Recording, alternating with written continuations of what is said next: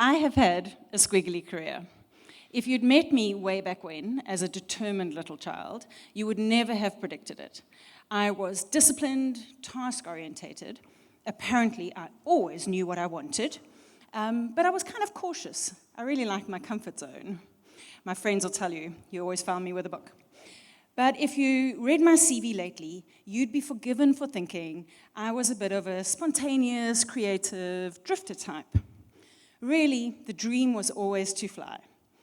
I studied aeronautical engineering, mainly because it was the only thing that had aeroplanes involved in it. And at times during that degree at the University of Witwatersrand, I was one of only 5 women in a class of 200 men. And this made me work really, really hard. So hard, in fact, that I ended up winning awards. And those awards allowed me to pay for my private pilot's license while I was still studying. So flying little Cessnas around and an aeronautical engineering desk job were never going to be enough for me. So when post-apartheid transformation opened the armed forces up to frontline positions for women, I was in. I'm behind. I became a helicopter pilot, and that's it. You know, that was the dream after only 4 slides. But this is where I kind of lost my way.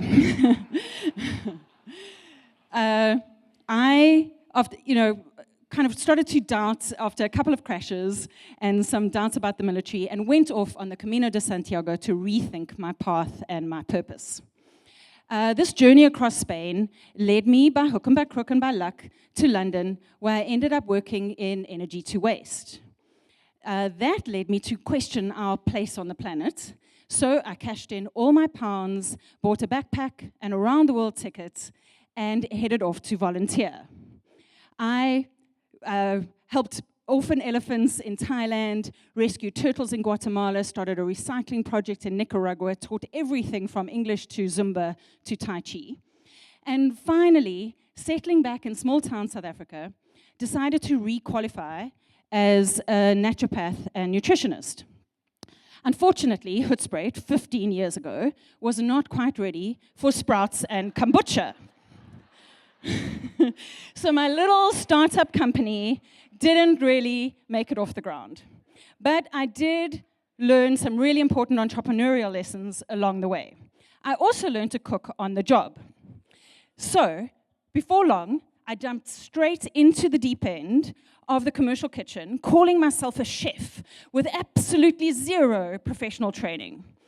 I worked in a 5-star lodge in the Timbavati, fine dining restaurants, a private chateau in the south of France, and then the ultimate, a private resort off the coast of Madagascar. So there I was, in the most fancy of kitchens, with a lot of responsibility, just in time for COVID to bring the hospitality industry to a grinding halt.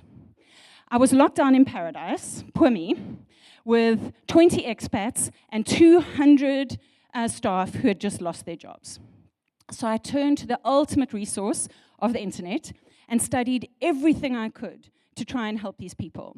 I brushed up on nutrition, studied regenerative farming, soil, the community development, social development.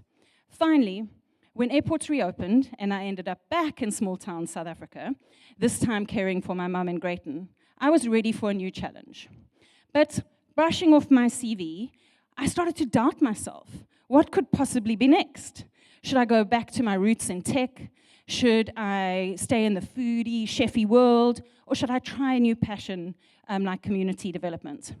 And I really have this kind of empathy for young people today as they face these, it's almost like this overwhelming sense of choice where you don't know what to study or what degree or what job, with this worry that if you choose one path, it means giving up on all the others.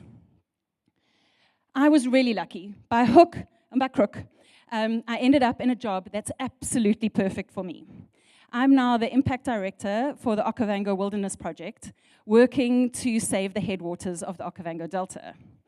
And in this role, I use all my skills and experience, and really it gives me this amazing sense of purpose.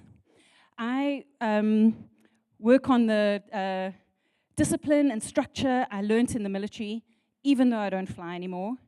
I pull on the confidence and creativity I learned in the kitchen, even though I don't cook anymore.